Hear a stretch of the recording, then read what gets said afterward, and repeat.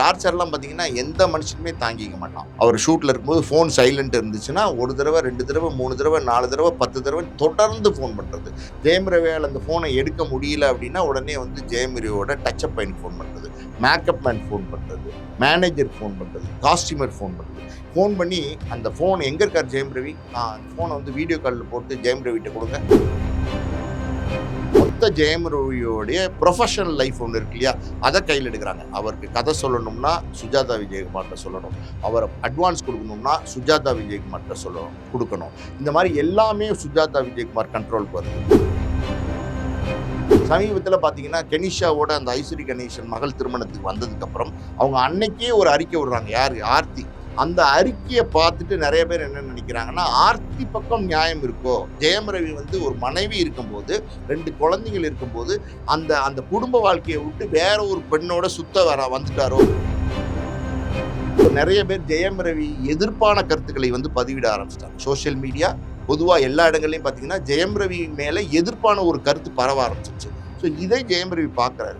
So இதில் வந்து அவருக்கு வந்து சொல்கிறதுக்கான வாய்ப்புகள் இப்போ கிடைச்சிருக்கு அவருக்கு. ஸோ இந்த அறிக்கையின் மூலமாக அவருக்கு நடந்த கொடுமைகளே வந்து இங்கே சொல்லியிருக்காரு. அதாவது வந்து முதல்ல வந்து நான் முதுகில் தான் குத்தப்பட்டேன், இப்போ என் நெஞ்சிலே குத்தப்படுறேன். இதெல்லாம் உண்மை. அவர் தகப்பனாருக்கு தாயாரை பார்க்க விடாது, இப்போ எல்லாத்தையுமே சொல்லியிருக்காரு. இப்போ பாருங்கள், சமீபத்தில் அந்த ஸ்டேட்மெண்ட்டை சொல்லியிருக்காரு.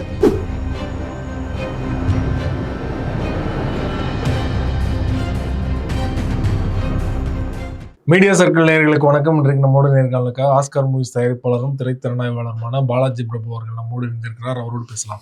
சார் வணக்கம். வணக்கம். ஜெயம் ரவி, கெனிஷா, ஆர்த்தி ரவி தொடர்பாக தான் கடந்த சில நாட்களாக பேசுபொருளாக மாறி இருந்தது. இது வரைக்கும் வந்து ஜெயம் ரவி எங்கேயுமே ஓப்பனாக வந்து இது குறித்து பேசலை. இன்றைக்கு பார்த்தீங்கன்னா கிட்டத்தட்ட 3-4 பக்க அறிக்கையில் வந்து மனதில் இருக்கிறதெல்லாம் கொட்டிட்டார் அப்படின்னு சொல்லலாம். ஆர்த்தி இவ்வளோ நாள் என்ன டார்ச்சர் பண்ணாங்க, என்னை வந்து கணவராக மதிக்கல, பொன் முட்டையிடுற வார்த்தை தான் பார்த்தாங்க, குறிப்பாக இவ்வளோ நாள் வந்து முதுகில் குத்த போட்டேன், இப்போ நேரடியாக நெஞ்சில் குத்தப்பட்டுருக்கேன் அப்படின்னு சொல்லியிருக்காரு இல்லையா? அவரோட ஸ்டேட்மெண்ட்டை எப்படி பார்க்குறீங்க? ஸ்டேட்மெண்ட்டு அதாவது வந்து அறிக்கை கொடுக்கறதுக்கு ஜெயம் ரவியை தள்ளிட்டாங்க, ஃபோர்ஸ் பண்ணிட்டாங்க, அப்படி தான் நம்ம சொல்லணும். ஜெயம் ரவியை பொறுத்த வரைக்கும் சினிமா துறையில் ஒரு நல்ல மனிதர், நல்ல நடிகர் அப்படிங்கிற பேர் தான் இது வரைக்கும் எடுத்திருக்காரு. அவர் மேலே எந்த குற்றச்சாட்டுகளும் இது வரைக்கும் இல்லை. அதாவது வந்து ஒரு சர்ச்சையிலையும் சிக்கலை எதுவுமே ஜெயம் ரவி மேலே தப்பான செய்திகள் இது வரைக்கும் வந்ததே இல்லை. ஆர்த்தியை திருமணம் செஞ்சதுக்கப்புறம் அழகா அருமையாக குடும்பம் நடத்திட்டு இருந்தார். அந்த அன்பான காதல் வாழ்க்கைக்கு 2 குழந்தைகளும் சாட்சியாக இருந்தாங்க. இந்த காலகட்டத்துக்கு அப்புறம் காலம் நகர நகர நகர ஜெயம் ரவியோட மார்க்கெட் பெருசாகிற போது ஆர்த்தி என்ன நினைக்க ஆரம்பிச்சிட்டாங்க, அவங்களுடைய தாயார் இருக்காங்களே சுஜாதா விஜயகுமார், அவங்களுடைய அறிவுரையின் பேரில் வந்து ஜெயம் ரவியை வந்து கண்காணிக்க ஆரம்பித்தாங்க. முதல்ல வந்து ஜெயம் ரவியை கண்காணிக்க ஆரம்பித்தாங்க. அப்புறம் ஜெயம் ரவியை வந்து அவர் சொன்ன மாதிரி பொன்முட்டையிடுற வார்த்தை எப்படி பயன்படுத்துவாங்க, அதாவது கரெக்டாக அந்த வார்த்தை எப்படி பாதுகாப்பாங்க. பொதுவாக என்ன சொல்லுவாங்கன்னா, பொன்முட்டையிடுற வார்த்தை வந்து முட்டையை தான் எடுத்து சாப்பிடணுமே தவிர அந்த வாத்தை கழுத்து அறுத்துறக்கூடாதுன்னு சொல்லுவாங்க. ஆனால் இவங்க என்ன பண்ணிட்டாங்க, பொன்முட்டையிடுற வாத்து தொடர்ந்து முட்டையிட்டுக்கிட்டே இருக்கு. ஆனால் தொடர்ந்து தொந்தரவுகள் கொடுத்துக்கிட்டே இருக்காங்க. தொந்தரவுகள் ஒரு பக்கம் போயிட்டே இருக்கு. இதெல்லாம் பொறுத்துக்கிட்டு ஜெயம் ரவி வந்து குடும்ப வாழ்க்கை, கல்யாணம் பண்ணிட்டோம், மனைவி 2 குழந்தைங்க இருக்காங்க, நம்ம தப்பான முடிவு எடுக்கக்கூடாது அப்படிங்கிற ஒரு நிலைமைக்கு வந்துட்டாரு. அதையெல்லாம் தாண்டி ஒரு ஸ்டேஜுக்கு மேலே அவருக்கு வந்து ஓவரா டார்ச்சர் கொடுக்க ஆரம்பிச்சிட்டாங்க. அந்த டார்ச்சர்லாம் பார்த்தீங்கன்னா எந்த மனுஷனுமே தாங்கிக்க மாட்டான். பொதுவாக ஒரு விஷயம் என்னென்னா, கணவன் மனைவிக்குள்ள சந்தேகம்ங்கிற ஒரு விஷயம் இருக்கு இல்லையா, அதாவது வந்து அந்த சந்தேக பார்வை வந்துருச்சுன்னா அது எந்த குடும்பமுமே நல்லா இருக்காது. அதாவது கணவனுக்கு மனைவி மேலே சந்தேகம் வந்தாலும், மனைவிக்கு கணவன் மேலே சந்தேகம் வந்தாலும் அந்த குடும்பம் நல்லா இருக்காது. அந்த குடும்பம் விளங்காமல் போயிடும். ஓப்பனாக சொல்லணும்னா அப்படிதான்.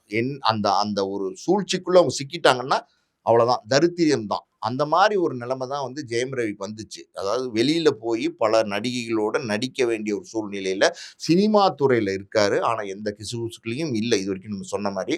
அப்படிப்பட்ட ஒரு கண்ணியமான நடிகர், அதாவது ஒழுக்கமாக வாழ்ந்துக்கிட்டு இருக்க ஒரு நடிகரை ரொம்ப சந்தேகப்பட ஆரம்பிச்சிட்டாங்க. ரொம்ப சந்தேகம்னா உச்சகட்ட சந்தேகம்.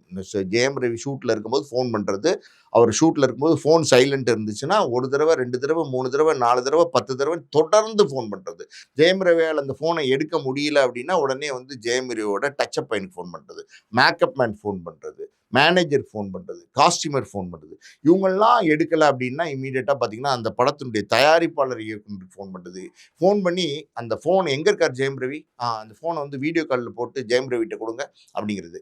வீடியோ காலில் ஜெயம் ரவி வந்து ஷூட்டிங் ஸ்பாட்டில் தான் இருக்கேங்கிறத உறுதிப்படுத்தினா தான் அந்த ஃபோனே அவங்க கட் பண்ணுவாங்க. அப்படியெல்லாம் டார்ச்சர் கொடுத்தாங்க.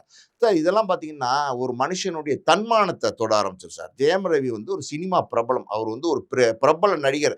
தமிழ் சினிமா துறைய பொறுத்தவரைக்கும். அவரு ஒரு ஒரு செட்ல போய் நடிக்கும்போது கிட்டத்தட்ட 100, 150 பேர் வேலை செய்றாங்க. எத்தனையோ தொழிலாளர்கள் அங்க வேலை செய்றாங்க. இந்த மாரியான சூழ்நிலைய வந்து எல்லாரும் கவனிப்பாங்க. எல்லாரும் கவனிக்கும்போது, அந்த தன்மானத்த அது பாதிக்கத்தானே செய்யும். இப்போ ஒண்ணுமே இல்ல. சிம்பிளா சொல்றேன். ஒரு டச்சப் பையன், ஒரு மேக்கப் மேனு, ஒரு காஸ்டியூமர்லாம் கூட இருக்காங்கல்ல. அவங்கலாம் என்ன நினைப்பாங்க ஜெயம் ரவிய பத்தி? அதாவது வந்து, "இவர் பாரு பாவம் இவ்ளோ கஷ்டப்படுறாரு. இவ்வளோ உண்மையா இருக்காரு. ஆனா, அந்த அம்மா வீட்ல இருக்கிற அம்மா வந்து ஃபோன் பண்ணி இப்படி முதலாளிய தொந்தரவுப்படுத்திட்டே இருக்கு அப்படின்னு நினைப்பாங்களா இல்லையா? ஒரு பக்கம் நல்ல எண்ணங்கள் உள்ளவங்க இப்படி நினைப்பாங்க. இன்னொரு பக்கம் என்ன நினைப்பாங்க, இங்க வந்து இவ்வளோ உட்காந்து இப்ப நடிகனா நடிச்சிட்டு இருக்காரு. அவர் பொண்டாட்டி போடுற குடுக்குற டார்ச்சர்லாம் பெருசுங்க. அந்த பொண்டாட்டிக்கு அப்படியே கால்ல விழுந்து சரணடைஞ்சிருவாருங்க. அப்படி இப்படிலாம் வெளியில போய் பேசுவாங்க. ஸோ இதெல்லாம் பொறுத்துக்கிட்டே இருக்காரு சார். இது எல்லாத்தையும் பொறுத்துக்கிட்டே இருக்காரு. இதெல்லாம் பார்த்தீங்கன்னா, இதெல்லாம் மீறி சண்டை. வீட்டுக்கு போனா யாரோட இருந்துட்டு வந்த? எவளோட இருந்துட்டு வந்த? என்ன பண்ண? ஏது பண்ண? இப்படியான சண்டைகள். இதெல்லாம் மீறி ஜெயம் ரவியோட படங்கள் இருக்கு பார்த்தீங்களா? அந்த லைனப்ஸையும் இவங்க கையில எடுக்குறாங்க. அதாவது மாமியார் சுஜாதா விஜயகுமார் என்ன பண்றாங்கன்னா, மொத்த ஜெயம் ரவியோடைய புரொஃபஷனல் லைஃப் ஒண்ணு இருக்கு இல்லையா? அத கையில எடுக்குறாங்க. அவருக்கு கதை சொல்லணும்னா சுஜாதா விஜயகுமார்ட்ட சொல்லணும். அவர அட்வான்ஸ் குடுக்கணும்னா சுஜாதா விஜயகுமார்ட்ட சொல்லணும் குடுக்கணும். இந்த மாரி எல்லாமே சுஜாதா விஜயகுமார் கண்ட்ரோலுக்கு வருது. இதை மீறி அவருக்கு ஒரு மார்க்கெட், பெரிய மார்க்கெட் ஜெயம் ரவிக்கு இன்னைக்கும் இருக்கு. அப்படிப்பட்ட நடிகரை 7, 8 கோடி ரூவா சம்பளம் வாங்குறாரு. அப்படிப்பட்ட நடிகரை தன் படங்களுக்கு, அதாவது வந்து சொந்த படங்கிற பேர்ல வந்து ஏதோ ஒரு கதை கேட்க வேண்டியது, எடுக்க வேண்டியது, அந்த படத்த சரியா தரம் இல்லாம எடுத்து, அத வெளியிட்டு பல படங்கள் பாருங்க. ஜெயம் ரவிக்கு வந்து தொடர்ந்து நஷ்டம். தொடர்ந்து நஷ்டம். யாருக்கு? நஷ்டம் வந்து சுஜாதா விஜயகுமாருக்கு. ஆனா நஷ்டம் கிடையாது. ஏன்னா, ஒரு 7, 8 கோடி ரூவா சம்பளமே இல்லாம மாப்பிள்ளைட்ட வேலை வாங்குறாங்க. அதனால அது நஷ்டம்னு சொல்ல முடியாது. தொடர்ந்து சரியான தேர்வுகள் இல்லாம பல படங்கள் ஜெயம் ரவிக்கு தோத்து போம்போது, ஜெயம் ரவியோட புரொஃபஷனல் லைஃப், அதாவது வந்து தொழில் ரீதியான வாழ்க்கைன்னு ஒண்ணு இருக்கு பார்த்தீங்களா? அது பாதிக்கப்படுது. அவருடைய மார்க்கெட் இறங்குது. ஜெயம் ரவி அதாவது தன்னிச்சையா ஒரு முடிவெடுத்து படங்கள் தேர்வு செய்ய முடியுதுன்னா, முடியல. ஜெயம் ரவி தன்னிச்சையா வெளியில போயிட்டு சுதந்திரமா சுத்திட்டு வர முடியுதுன்னா, முடியல. ஜெயம் ரவி வந்து ஒரு பேங்க் அக்கவுண்ட் வச்சுட்டு, தனக்குன்னு ஒரு கணக்கு வச்சுட்டு, ஒரு சின்ன சேவிங்ஸ் வச்சுக்க முடியுதுன்னா, முடியல. இன்னும் வெளிப்படையா சொன்னா, ஜெயம் ரவிக்கு பேங்க் அக்கவுண்டே இல்ல. நம்புவீங்களா நீங்க? இவ்ளோ பெரிய நடிகர், இத்தன கோடிகள் வாங்குற நடிகர், அவருக்கு ஒரு பேங்க் அக்கவுண்டே இல்லைன்னா நம்ம ஜாயிண்ட் நம்ம அக்கவுண்ட் தான். எல்லாம் ஜாயிண்ட் அக்கவுண்ட். மனைவி ஆர்த்தியோட தான் எல்லாமே. ஆலி பீச் கேட்டட் கம்யூனிட்டி ஒண்ணு இருக்கு. ஈசிஆர்ல இருக்கு. அதுல பார்த்தீங்கன்னா, கிட்டத்தட்ட 20 கோடி ரூவாய்க்கு ஒரு வீடு வாங்கி குடுத்துருக்காரு ஜெயம் ரவி. அவரோட பணத்துல வாங்குன வீடு தான். அதுவும் ஜாயிண்ட் நேம்ல தான் இருக்கு. எல்லாமே பார்த்தீங்கன்னா, அதாவது வந்து ஜெயம் ரவி எங்கேயும் போயிறக்கூடாது. நம்மள ம். மீறி எங்கேயும் போயிறக்கூடாது. அப்படிங்கிற ஒரு சூழ்நிலைக்கு அவங்க வந்துட்டாங்க. எல்லாத்தையும் விட்டுட்டு தான் அந்த முடிவு எடுத்திருக்காரு. வெளில வந்திருக்காரு. சார், ஒரு ஸ்டேஜுக்கு மேல நீங்க என்ன செய்வீங்க? இவங்க வந்து தங்க முட்டையிடுற வாத்த வந்து சரியா பயன்படுத்தாம கழுத்த அறுத்துட்டாங்க சார். கழுத்த அறுத்துட்டாங்க. ஜெயம் ரவி கழுத்த அறுத்துட்டாங்க. அதான் உண்ம. எத்தன நாளைக்கு தான் அந்த போராட்டங்கள நீங்க தாங்குவீங்க? அவருடைய குடும்பம்னு ஒண்ணு இருக்கு. அதாவது வந்து ஜெயம் ரவி வந்து ஒரு ஒரு மனைவிக்கு கணவனா இருக்கலாம். ஒரு குழந்தைக்கு குழந்தைகளுக்கு தகப்பனா இருக்கலாம். ஆனா அவருடைய தாய் தகப்பன்னு ஒருத்தவங்க இருக்காங்க இல்லையா? அதாவது எடிட்டர் மோகன், அவங்களுடைய ஒய்ஃப், அதாவது ஜெயம் ரவியோட அம்மா, அப்பாவும் இருக்காங்கல்ல. அந்த குடும்பம்னு ஒண்ணு இருக்குல்ல. அந்த குடும்பத்தின் உறவ வந்து நீங்க முற்றிலும் துண்டிக்கணும்னு நெனச்சீங்கன்னா எப்படி சரியா வரும்? யாரையுமே அப்படி செய்யக்கூடாது. ஒரு பெண் வந்து ஒரு வீட்டுக்கு கல்யாணம் பண்ணி போயிட்டா கூட, அவங்களோட அம்மா, அப்பா, அண்ணன், தம்பிங்க, ஆசா பாசங்கள்லாம் இருக்கும். அதுக்கெல்லாம் நம்ம மதிப்பு குடுக்கணும். அதுக்கெல்லாம் நீங்க மதிப்பு குடுக்கலைன்னா, என்னைக்குமே அது தப்பு தான். அது அது சரியான பாதையில இருக்காது. அது நேர்மையா நடக்காது அந்த மாரியான வாழ்க்கை. அப்படி ஜெயம் ரவி தகப்பனாருக்கோ, தாய்க்கோ பணம் குடுக்குறதோ, இல்ல அவங்கள போய் ஃப்ரீக்வென்ட்டா விசிட் பண்றதோ, எல்லாத்துக்குமே இவங்க ரெஸ்ட்ரிக்ட் பண்றாங்க. இன்னும் சொல்லப்போனா, வேலி போட்டு ஜெயம் ரவிய பாதுகாக்குறாங்க. அவங்க வீட்டுக்கு பணம் குடுக்க கூட விடல. எதுக்குமே பணம் குடுக்கட்டும். வீட்டுக்கு பணம் குடுக்க மட்டும் இல்ல. அவங்களுடைய தாய் தகப்பனாருக்கு கூட வந்து பார்க்கறதுக்கு கூட அனுமதிக்கல. இதெல்லாம் இல்லாம நீங்க பார்த்தீங்கன்னா, ஜெயம் ரவியோட இவ்வளோ பெரிய வளர்ச்சிக்கு அவங்களுடைய தகப்பனாரும், அவங்களுடைய அண்ணன் ராஜா, அவரும் மோகன் ராஜாவும் ஒரு முக்கியமான காரணம். ஆரம்பத்தில ஜெயம் ரவிய வச்சு அவங்க தகப்பனார் பல படங்கள் வந்து சொந்த படங்கள் எடுத்து படிப்படியா தான் ஜெயம் ரவிய வந்து இந்த உச்சத்துக்கு கொண்டு வந்து வச்சிருக்காரு. இன்னைக்கு நீங்க நல்லா நோட்டீஸ் பண்ணி பாருங்க. சுஜாதா விஜயகுமார் வந்து தொடர்ந்து படங்கள் எடுத்துக்கிட்டே இருப்பாங்க. சொந்த படங்கள் ஜெயம் ரவி வச்சு. ஆனா ஒரு படம் கூட வந்து எப்படி ஜெயம் ரவிக்கு வந்து அவங்க தகப்பனாருக்கு நடிச்சு குடுக்குறதுக்கு அனுமதி கிடையாது. சமீபத்தில நீங்க நோட் பண்ணி பாருங்க. நீங்க கவனிச்சு பாருங்க. இது உங்களுக்கு வெளிப்படையாவே தெரியும். இதுலருந்து என்ன தெரிய வருதுன்னா, எல்லாமே நமக்கு தான். ஜெயம் ரவிங்கிற ஒரு மனிதர் அப்படி நம்மளோட சொத்து அப்படின்னு நினைக்கிறாங்க. ஒரு ஒரு வீடு வாங்குறீங்க, ஒரு பங்களா வாங்குறீங்க, ஒரு தோட்டம் வாங்குறீங்க, ஒரு ஒரு ஒரு ஊட்டி, கொடைக்கானல்ல ஒரு பெரிய ஒரு அரண்மனை வாங்குறீங்க அப்படின்னா, அந்த சொத்து வந்து நம்மளோடதுன்னு நெனைக்கலாம். ஒரு உயிர் உள்ள மனுஷன், அவனுக்கு உள்ள உணர்வுகள், உணர்ச்சிகள், ஆசை, பாசம், காதல் எல்லாத்தையும் நீங்க வந்து விலைக்கு வாங்கணும்னு நெனைச்சா, விலைக்கு வாங்க முடியாது. ரியாலிட்டி அதுதான். அது ஒரு ஸ்டேஜுக்கு மேல உடைஞ்சிருச்சு. அப்படிதான் ஜெயம் ரவி வந்து பார்த்தீங்கன்னா, ஒரு காலகட்டத்துக்கு அப்புறம் அந்த வேலியை தாண்டிட்டாங்கன்னு சொல்லுவாங்கல்ல. வேலியை தாண்டி வர நெசசிட்டி ஜெயம் ரவிக்கு வந்துருச்சு. தாண்டி தான் ஆகணும். இனி அடுத்த கட்ட வாழ்க்கை தாண்டி தான் ஆகணும். இந்த வாழ்க்கை வந்து நரக வாழ்க்கைங்கிறத ஜெயம் ரவி முடிவு பண்ணி அந்த வேலிய தாண்டிட்டார். நீங்க வேலிய அவர தாண்ட விட்டுட்டு, இன்னைக்கு ஆர்த்தி வந்து பல அறிக்கைகள் குடுத்துட்டு வராங்க. என்ன அறிக்கைகள் குடுத்துட்டு வராங்க? அதாவது என்னுடைய கணவர் வந்து என்னை ஏமாத்திட்டாரு. குழந்தைங்க இருக்கு, அது இருக்கு, இது இருக்கு. எல்லாம் சரி. அதாவது வந்து அந்த வாழ வேண்டிய காலகட்டங்கள்ல கணவனோட அன்பா, பாசமா, பிரியமா 2 குழந்தைங்க வேற இருக்கு. இதுக்கு மேல என்ன வாழ்க்கை? பணமும் காசும் உங்களுக்கு வாழ்க்கை குடுத்துரும்னு நெனைக்கிறீங்களா? சொத்தும் சுகமும் உங்களுக்கு வாழ்க்கை குடுத்துரும்னு நெனைக்கிறீங்களா? எதுவுமே குடுக்காது. இப்ப கணவன் இருந்திருந்தா எவ்வளவு சந்தோஷமா வாழ்ந்திருக்கலாம். இப்ப கணவன் போய்ட்டானே வீட்ட விட்டு போய்ட்டானே, வேலி தாண்டி போய்ட்டானே, இப்ப நீங்க வந்து விரட்டி விரட்டி புடிக்க நெனைக்கிறீங்க மறுபடியும். எப்படி விரட்டி விரட்டி புடிக்க முடியும்? ஒரு அன்பு, அதாவது கணவன் மனைவிக்குள்ள இருக்கிறது பரஸ்பரமான கணவன் மனைவி வாழ்க்கை என்னங்கிறது தெரியுமா சார்? எல்லாத்தையும் மீறி அன்பு, பாசம், காதல் இது உயிரோட இருக்கும்போது தான் அந்த கணவன் மனைவியோட வாழ்க்கையே நல்லா இருக்கும். அது அங்க செத்து போயிருச்சு. ஜெயம் ரவி, ஆர்த்திக்கு நடுவுல இருந்த அந்த உறவு, காதல், பாசம், நேசம் எல்லாமே செத்து போயிருச்சு. செத்து போனதுக்கு அப்புறம் அப்படிப்பட்ட கணவன்ட்ட இருந்து மறுபடியும் நீங்க எங்கிருந்து அன்ப கொண்டு வருவீங்க? எங்கிருந்து அன்ப கிரியேட் பண்ணுவீங்க? ஆர்த்தி என்ன சொல்றாங்க? என்னைய வந்து முன்னாள் மனைவின்னு சொல்லாதீங்க. எல்லாம் ஓகே தான். இன்னைக்கு இன்னும் கோர்ட்ல டைவர்ஸ் நிலுவையில இருக்கு. அதனால அவங்க அப்படி சொல்றாங்க. கரெக்ட். ஆனா ஜெயம் ரவி இந்த அறிக்கையிலே சொல்லிட்டாரு. நான் எப்போ அந்த வீட்ல இருந்து வெளில வந்தனோ, அப்பவே வந்து ஆர்த்தி என்னுடைய முன்னாள் மனைவி தான் அழுத்தி சொல்லிட்டாரு. அதுதான். அவர் சொல்லிட்டாரு. இது ஜெயம் ரவியோட சைட்ல இருந்து வந்திருக்க ஸ்டேட்மெண்ட். அவங்க சைட்ல இருந்து என்னை முன்னாள் மனைவி சொல்லாதேன்னு அவங்க சைட்ல இருந்து வந்த ஸ்டேட்மெண்ட். சரி, நீங்க ஓகே. நீங்க இப்ப விரட்டி புடிச்சு மறுபடியும் ஜெயம் ரவிய உங்க வீட்டுக்கு கொண்டு வந்து மறுபடியும் அந்த கணவரோட நீங்க வாழ முடியும்னு நினைக்கிறீங்களா? வாழவே முடியாது. எந்த காலத்திலயும் வாழவே முடியாது. புரியுதா உங்களுக்கு? அதாவது வந்து சரியா போயிட்டு இருந்த ரயில் வந்து தண்டவாளத்த வேற பெரண்டுருச்சு தண்டவாளத்துல. அதான் உண்மை. அப்புறம் ரயில் கவுந்துருச்சு. இனிமே நீங்க அதுல உள்ளவங்க எல்லாம் செத்து போனதுக்கு அப்புறம் நீங்க வந்து ஐயோன்னு ஒப்பாரி வச்சு என்னங்க பிரயோஜனம்? நீங்க அந்த அதாவது ரியாலிட்டின்னு ஒண்ணு இருக்கு பார்த்தீங்களா? அந்த ரியாலிட்டிய நீங்க புரிஞ்சுக்கல. தாயாருடைய இன்ஸ்ட்ரக்ஷன் படி தான் இதெல்லாம் இந்த பெண் செஞ்சாங்கன்னு சொல்றாங்க. யார்? ஜெயம் ரவியுடைய மனைவி. அவங்க வந்து ஜெயம் ரவி மேல காதலா தான் இருந்தாங்க, அன்பா இருந்தாங்கன்னு தான் சொல்றாங்க. பட் என்னதான் இருந்தாலும் இந்த அடக்குமுறைன்னு ஒரு விஷயம் இருக்கு பார்த்தீங்களா? அத கொண்டு வரும்போது யாருமே உடைஞ்சு போயிருவான் சார். அது ஆணாகட்டும், பெண்ணாகட்டும். அந்த அந்த அந்த அது எப்படி சொல்றது? அந்த பந்தத்திலிருந்து வெளியில வந்துரணும் அப்படின்னு தான் நினைப்பாங்க. இப்ப ஜெயம் ரவி இப்படி ஒரு அறிக்கை குடுத்திருக்காரு. இப்ப ஏன் குடுத்திருக்காரு அப்படின்னா, சமீபத்தில பார்த்தீங்கன்னா, கெனிஷாவோட அந்த ஐஸ்வரி கணேசன் மகள் திருமணத்துக்கு வந்ததுக்கு அப்புறம், அவங்க அன்னைக்கே ஒரு அறிக்கை விடுறாங்க. யாரு? ஆர்த்தி ஒரு அறிக்கை விடுறாங்க. அந்த அறிக்கையில வந்து எனக்கு துரோகம் செஞ்சுட்டாரு, குழந்தைகள தவிக்க விட்டுட்டாரு அப்படிங்கிற மாரிலாம் ஒரு அறிக்கை விட்டுருக்காங்க. அந்த அறிக்கைய பார்த்துட்டு நெறைய பேர் என்ன நினைக்கிறாங்கன்னா, ஆர்த்தி பக்கம் நியாயம் இருக்கோ? ஜெயம் ரவி வந்து ஒரு மனைவி இருக்கும்போது, 2 குழந்தைகள் இருக்கும்போது, அந்த அந்த குடும்ப வாழ்க்கைய விட்டு வேற ஒரு பெண்ணோட சுத்த வந்துட்டாரோ, வேற ஒரு பெண்ணோட வாழ்க்கைய அமைச்சுக்கிட்டாரோ. அதாவது சொல்லுவாங்கல்ல, ஒண்ணுமே இல்ல.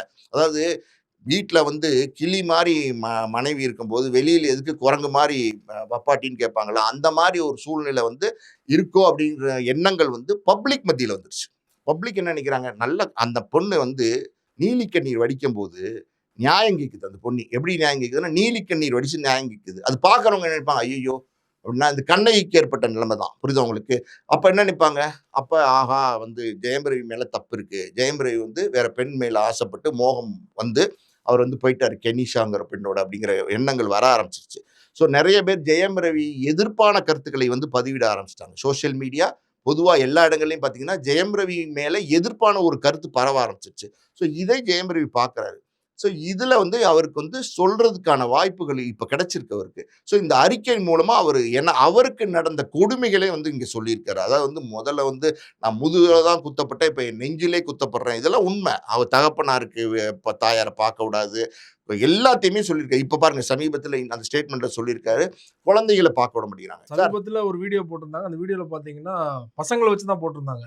பசங்க 2 பேரும் என் கூட தான் நிக்கிறாங்க அப்படிங்கிற மாரி ஊட்டியில இருந்து ஒரு வீடியோ போட்டிருந்தாங்க. அதுக்கப்புறம் தான் ஜெயம் ரவி மேல நெகட்டிவான ஒரு ஆஸ்பெக்ட் போச்சு. சார் பசங்கள கூட தவிக்க விட்டாரே அப்படின்னு சொல்லிட்டு. பசங்களை எல்லாம் அவர் தவிக்க விடல சார். வெளிப்படையா சொல்லணும்னா பசங்களை எல்லாம் அவர் தவிக்க விடல. அவர் நல்ல கணவனா இருந்தாரு. நல்ல தகப்பனா இருந்தாரு. எல்லாம் தன்னுடைய கடமைகளை சரியா தான் செஞ்சாரு. இதுதான் உண்மை. புரியுதா உங்களுக்கு? ஆனா ஒரு காலகட்டத்துக்கு அப்புறம் நான் பேசின மாரி வெளியேற வேண்டிய நெசசிட்டி இருந்துச்சு. வெளியேற வேண்டிய கட்டாயம் இருந்துச்சு. வெளியேறிட்டாரு. இப்ப இந்த பெண் என்ன பண்றாங்கன்னா, தகப்பனாரை பத்தி தவறான கருத்துக்கள் வர மாதிரி, தகப்பனாரோட எந்த காலகட்டத்திலயும் போய் இணைஞ்சிடக்கூடாதுங்கிற மாதிரி அவங்க அதை மோட்டிவேட் பண்ணி வளர்க்குறாங்க ஒரு காலகட்டத்தில். ஆனா பார்க்கும்போது சொசைட்டில பார்க்கும்போது ஒரு புதுமை பெண், அதாவது 2 குழந்தைகளை வச்சு போராடுது அப்படின்லாம் சொல்லுவாங்க. பல நேரங்கள்ல கணவர்கள் நல்லவர்களாவே இருக்கிறாங்க. உண்மையாலுமே ஆண்கள் நல்லவர்கள் அப்படித்தான் நம்ம சொல்லணும். அதாவது வந்து 100ல 10 பேர் தப்பானவங்க இருப்பாங்க. மனைவிக்கு துரோகம் பண்றவங்க இருப்பாங்க. ம ம அதாவது நல்ல ஆண்களா இல்லாம இருப்பாங்க. குடிச்சிட்டு வருவாங்க, கும்மாளம் போடுவாங்க. அவங்களுடைய டார்ச்சர் பெண்களுக்கு தாங்க முடியாம அந்த பிரிவு ஏற்பட்டு இப்படி குழந்தைகளை தன்வசப்படுத்தி அவங்க அப்படி ஸ்டேட்மெண்ட் குடுத்தா சரி.